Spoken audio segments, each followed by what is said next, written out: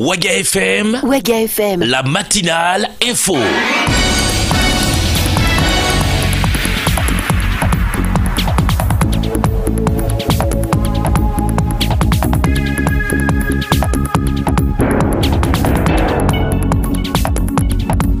Bonjour à toutes et à tous, bienvenue au journal sur Waga FM, voici les principales articulations.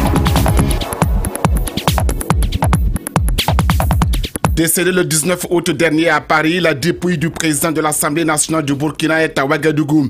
À l'aéroport international de la capitale burkinabé, les populations sont sorties nombreuses. De là, le cortège s'est ébranlé à son domicile à Ouaga 2000. Reportage dans ce journal.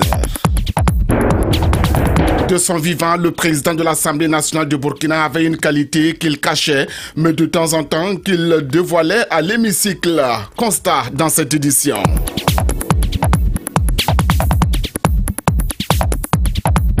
Une fois de plus, bonjour et bienvenue.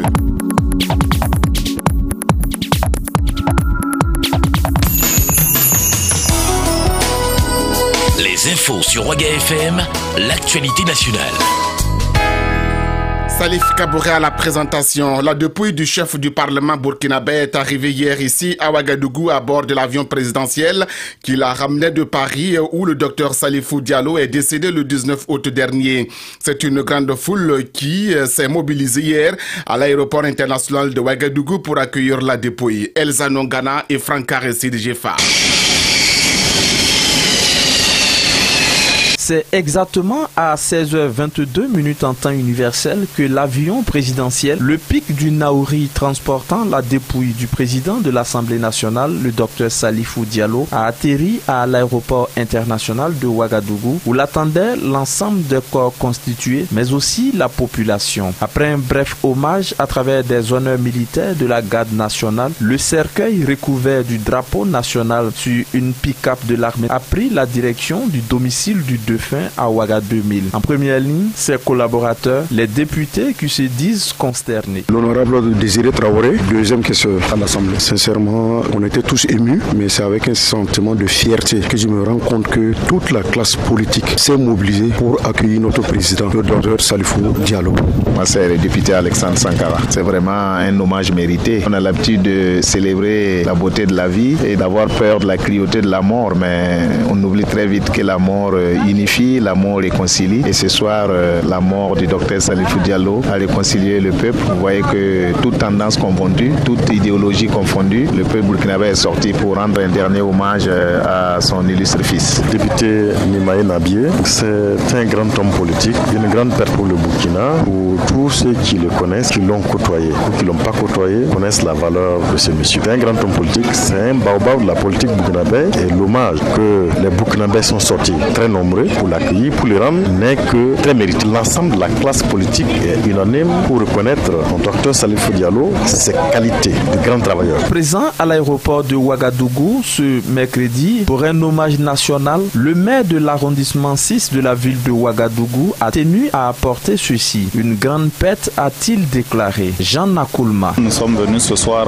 avec toute la nation rendre hommage à ce grand homme, un hommage mérité, vu son parcours, tout ce qu'il a été pour la vie politique de ce pays. Même les organisations de la société civile ne sont pas restées en marge de cet hommage. En témoigne la présence au domicile de l'illustre disparu de Massirou Guiro du Mpresca. Le mouvement Plus rien ne sera comme avant. Ça nous fait pleurer, mais aussi ça nous réconforte.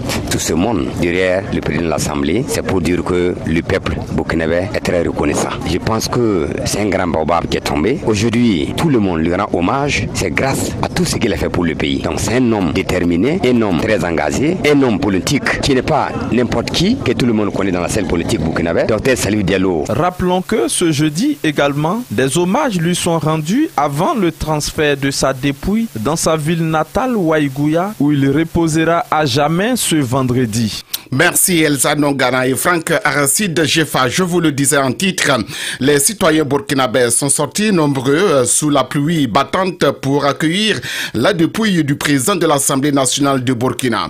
Parents, amis, connaissances et collaborateurs étaient présents à l'aéroport international de Ouagadougou. C'est un constat que nous propose Aimé Sawadougou. La pluie battante tombée ce mercredi à Ouagadougou n'a pas empêché les citoyens burkinabés d'effectuer massivement le déplacement de l'aéroport international de Ouagadougou pour accueillir la dépouille mortelle du président de l'Assemblée nationale Salifou Diallo. Des t-shirts et des badges à l'effigie du disparu étaient portés par bon nombre de citoyens venus rendre hommage à leur héros. Salif Diallo était une grande personnalité. Il a beaucoup travaillé pour le Burkina Faso. Il a intervenu, il a aidé beaucoup de militants qui sont aujourd'hui des leaders et qui luttent pour le développement de ce pays. Donc vraiment, nous jugeons bon de rendre un vibrant hommage à M. Salif Diallo. Bon, sincèrement, pour moi, en tout cas, il a beaucoup fait pour nous. Et en matière de politique, en tout cas, il est bien posé. Voilà, raison pour laquelle. Et puis, bon, en tout cas, il a beaucoup fait pour nous. Voilà, c'est un président qui a beaucoup fait pour nous. Bon, moi, de mon côté, je ne l'ai jamais connu. Bon, c'est au niveau de l'écran que je le vois souvent.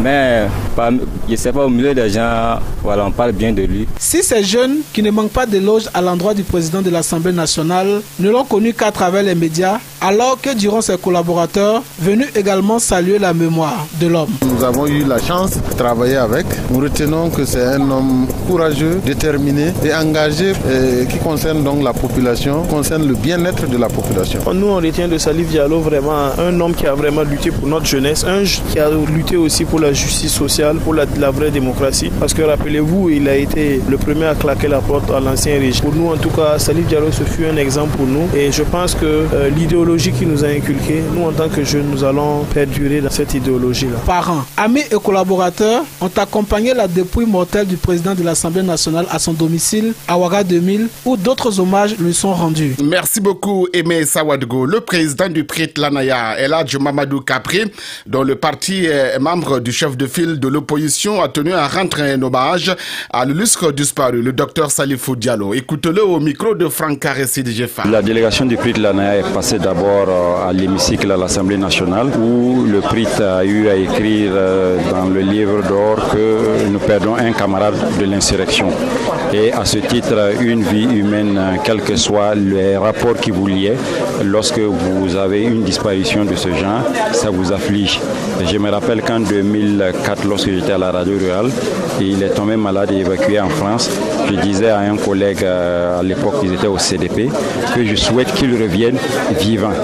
À l'époque j'étais à l'UNIR et j'ai dit parce que les élections de 2005 là, nous allons démontrer notre force de frappe. Et effectivement il est revenu vivant et aux élections de 2005, j'étais directeur de campagne de l'UNIR et l'UNIR est arrivé en deuxième position.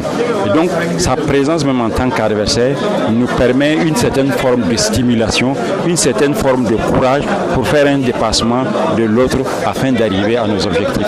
Et lorsqu'il s'effondre comme ça, dans des circonstances assez vraiment surprenantes, nous trouvons que ça va enlever beaucoup de choses dans l'haleine, dans l'entrain, dans la dynamique de la politique. Et surtout qu'on est dans une autre dynamique qui est vers la réconciliation, ce qui suppose que chacun devra dire ce qu'il lançait sur certains dossiers emblématiques comme celui de Thomas Sankara, de Norbert Zongo, de Dabo Boukari et d'autres affaires. Bon, il va dans sa tombe avec des secrets et le silence de la tombe risque de résonner sur certains dossiers et à notre avis, certains lui jetteront l'anathème, la pierre et d'autres par contre le blanchiront outre-tombe. Bon, ça c'est un regret vraiment et toute la classe politique en tant que telle désemparée et orpheline par rapport justement à cette disparition. Le président du PRIT Lanaya, Eladj Mamadou Kapré, interrogé par Franck Caressi de Jefa. De son vivant, le docteur Salifou Diallo savait allier plaisanterie et rigueur à l'hémicycle lors des séances plénières. Par une stratégie dont lui seul avait le secret, il faisait rire même les députés de l'opposition. Allons à la découverte des séances détendues dans ce élément que nous propose Paul Miki Rwamba. Bonsoir, honorable député. La séance est ouverte.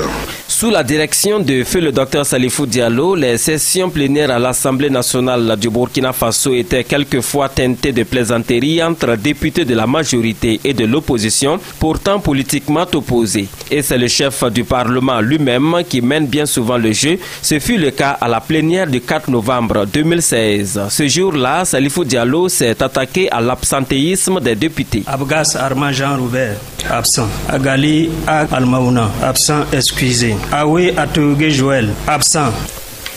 Monsieur le Président, nous avons 55 absents excusés, 22 absents, présents 55, procuration 17, nombre de votants 71. Merci, monsieur le secrétaire parlementaire. L'Assemblée est toujours en nombre pour régler son ordre du jour et délibérer. Je voudrais, avant tout propos, attirer l'attention des présidents des groupes parlementaires sur l'absentéisme des députés, notamment le vendredi. Chaque vendredi est consacré aux réponses que le gouvernement apporte aux questions des députés. Il est important que les parlementaires puissent suivre les réponses données par le gouvernement à leurs questions. Et ces questions traduisent les préoccupations populaires et nous ne pouvons pas nous-mêmes poser des questions et nous absenter. Et je voudrais attirer l'attention de tous les groupes parlementaires sur la nécessité d'être à l'Assemblée de façon permanente chaque fois que cela est possible. Les absences excusées pour des raisons de santé ou de mission sont compréhensibles. Il y a des gens qui s'excusent et qui sont à Ouagadougou en détourné. Nous allons établir une liste et nous allons les rechercher. Nous allons citer leurs noms pour que le peuple sache qu'il y a des gens qui ont été élus et qui font l'école missionnaire.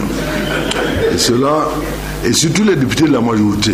Si vous vous absentez, le jour où mes amis de droite seront plus nombreux, moi je me range de leur côté pour que les choses soient plus claires. À l'Assemblée nationale et lors des plénières, le regretté Salifou Diallo n'a eu de cesse de taquiner le député Noufou Ouedraogo de l'ADF-RDA, qu'il avait même fini par baptiser très honorable député. Et lui aussi ne manquait pas l'occasion de lui rendre la monnaie. Retour à l'hémicycle, nous sommes le 2 décembre 2016. Les députés votent la loi sur la commande publique. Salifou Diallo, qui préside la séance, donne la parole à Noufou Ouedraogo. Merci. Le très honorable Ouedraogo Noufou. Je sais que mon frère ne voulait pas me donner la parole, parce qu'il connaît mon bouche là. Mais néanmoins, merci. Monsieur le Président de l'Assemblée, vous avez parlé sur l'article 50. L'article là existe depuis 1960. Mais c'est les hommes qui ne l'appliquent pas. Vous parlez des entreprises. Le ministre ne va pas au chantier. Le ministre signe les marchés que les techniciens ont amené pour qu'ils signent. Ceux qui sont amenés les marchés pour y signer là, c'est qu'ils ont pris, est-ce que vous connaissez? Mais il y a ça le problème. Mais après, il faut que vous faites enquête voir. Est-ce que les techniciens, ils ne doivent pas sur un village plus que les ministres? Il faut vérifier voir. Pour parler de... Il y a une madame qui parle avec des frontières là. Quand il parle ça de mettre, il ne doit pas c'est toi, hein? Bon, il faut que vous trouviez un système pour ça. Ce n'est pas le ministre ou le président de l'Assemblée qui ne fait pas son travail, mais seulement les techniciens qui sont là, honnêtement, ils n'appliquent pas. Même les députés qui sont là, qui sont en train de parler là. Ce n'est pas nous tous qui sommes honnêtes. Hein? Ça, hein? Donc, bon, mais on va essayer de faire encore. Ah, Madame la Justice, Madame le ministre de Justice, il faut serrer. Hein? C'est un misère. Comme moi, je ne l'aime pas là. Moi, je ne l'aime pas partir là-bas. Donc, M. Bagro, vous m'excusez. Hein? Donc, il faut serrer les ceintures, ajouter ton frère Salif, vous allez appliquer la loi beaucoup.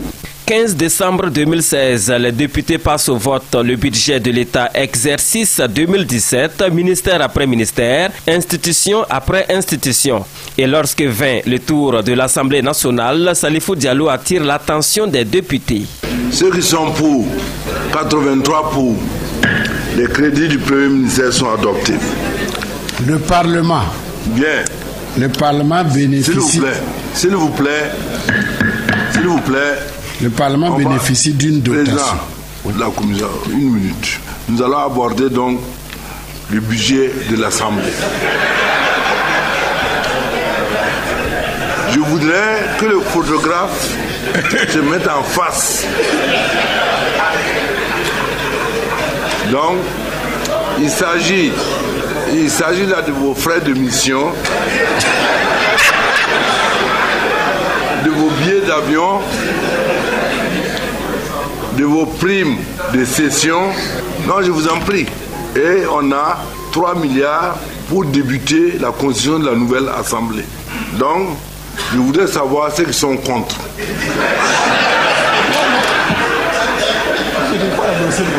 Bon, je laisse le président donner les chiffres. Je n'ai pas annoncé les montants, donc on ne peut pas voter. Alors, le Parlement, c'est une dotation en autorisation d'engagement de 3 245 666 000 francs et en crédit de paiement de 15 418 802 000 francs CFA. Donc, voici les 2 programmes de l'Assemblée. Bien, ceux qui sont contre les programmes de l'Assemblée, ceux qui s'abstiennent, vous vous abstenez, prenez leur nom là. Bon, fais vite, Aziz. Bien, 7 abstentions. Ceux qui sont pour, je crois que c'est plus sage pour nous tous. 114 donc pour le budget de l'Assemblée est adopté. À l'hémicycle, les rangées, généralement occupées par les députés de l'opposition, notamment ceux des groupes parlementaires UPC et CDP, ont toujours été considérés par Salifou Diallo comme étant la zone de turbulence. Et les députés de cette zone dite de turbulence sont généralement les premiers à prendre la parole, et c'est ainsi presque à chaque séance. Et nous quittons donc la zone de turbulence. Où aller? Honorable député Ilboudo Laurence. La plaisanterie n'a rien enlevé en la qualité du travail parlementaire jusqu'ici abattu par les députés de la 7e législature et sous le magistère de feu le Dr Salifou Diallo, qui aura porté un visage nouveau à la représentation nationale du Burkina. Merci beaucoup Paul Miki Ramba. Il est 7h19 ici à Radio Waga FM.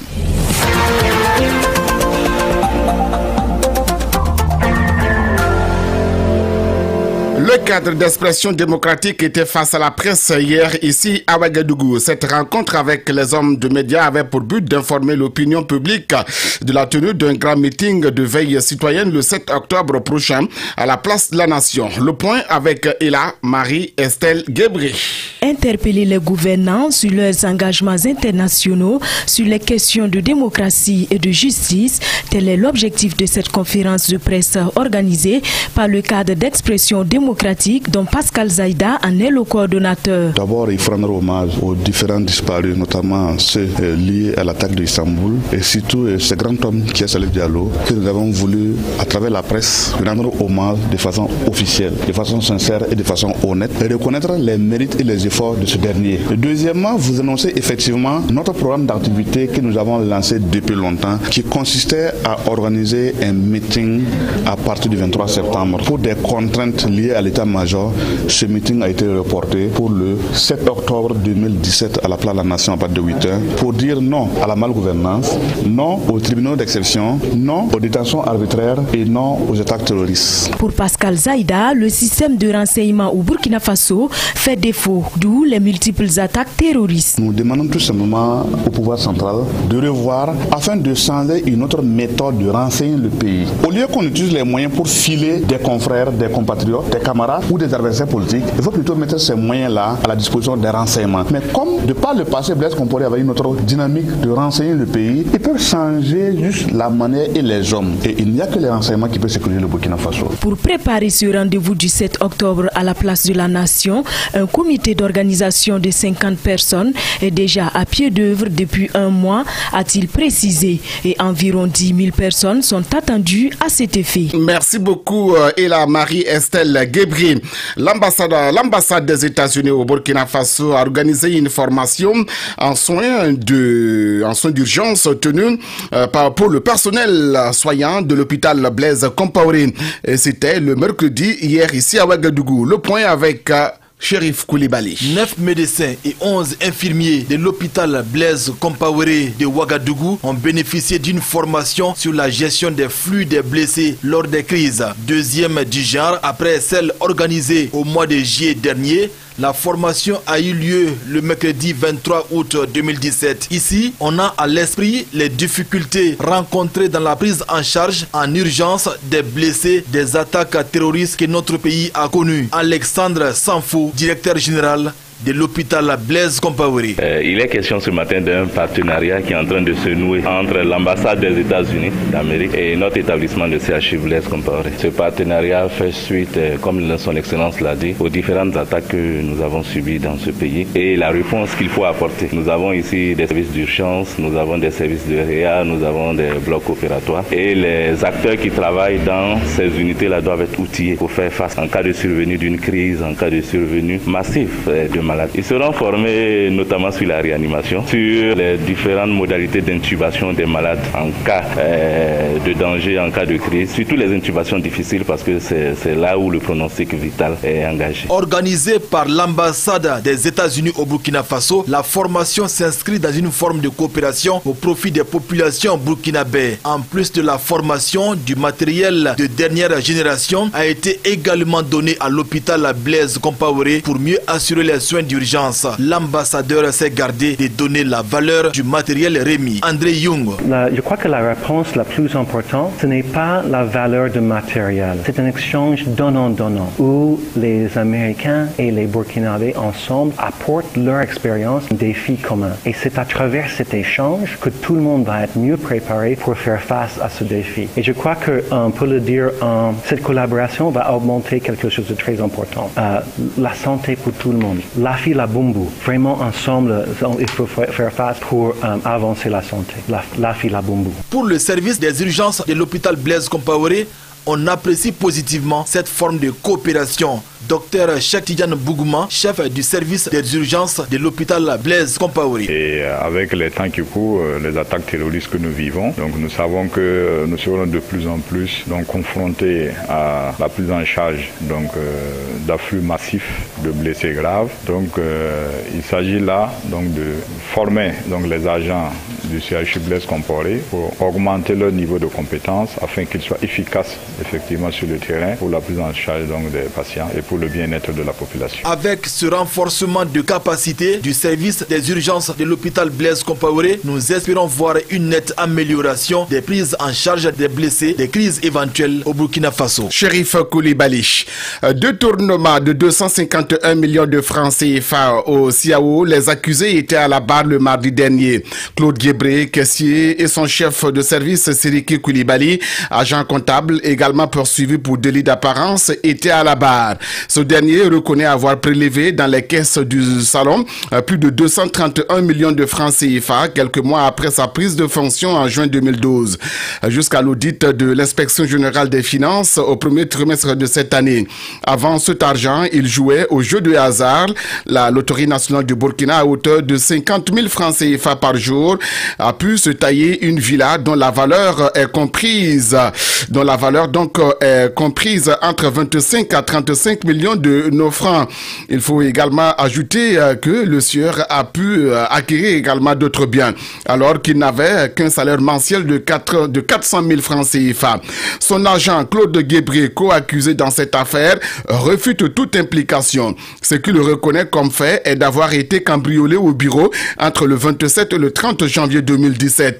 Les visiteurs d'un soir ont emporté l'ordinateur qui servait à centraliser les opérations financières du CIAO et forcé le coffre-fort, ce qui leur a permis d'emporter 11 millions de francs CFA, soit 350 € et une somme dont le montant et 350 € et une somme dont le montant n'est pas déterminé, des sommes qui correspondent aux recettes du mois de janvier.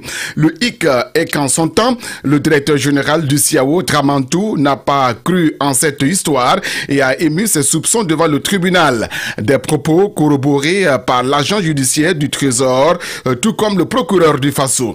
Avant de regagner leur cellule à la maison d'arrêt de correction de Ouagadougou, le procureur du Faso a quant à lui requis leur condamnation à 10 ans de prison ferme et à une amende de 10 millions de francs CFA chacun et de payer solidairement les 251 millions de francs CFA dissipés.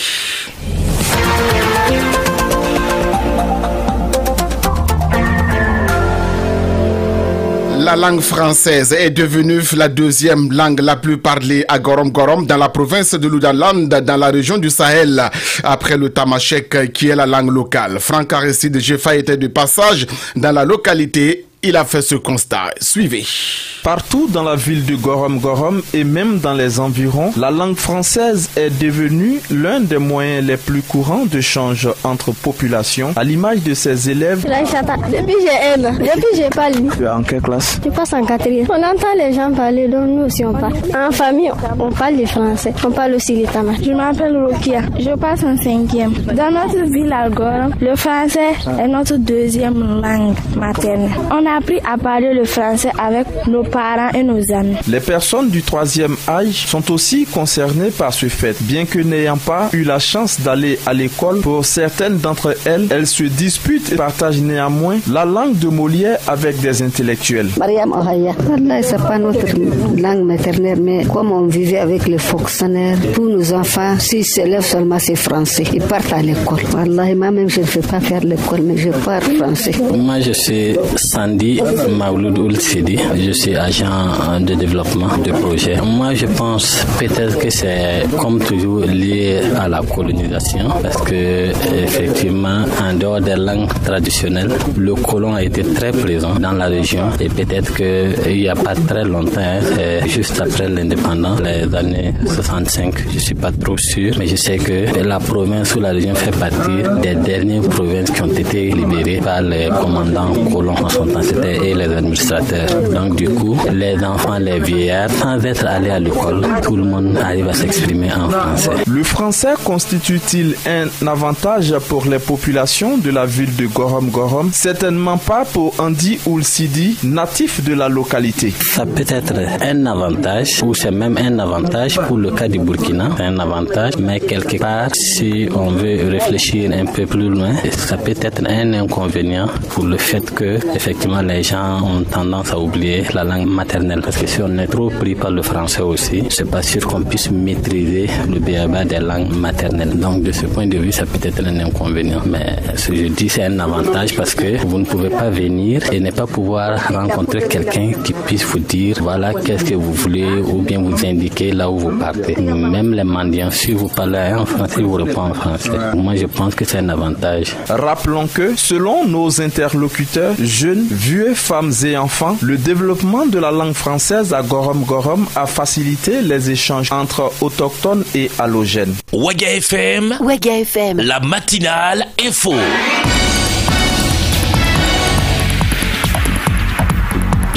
C'est ici que l'on s'arrête pour ce journal. Merci à toutes et à tous de m'avoir suivi.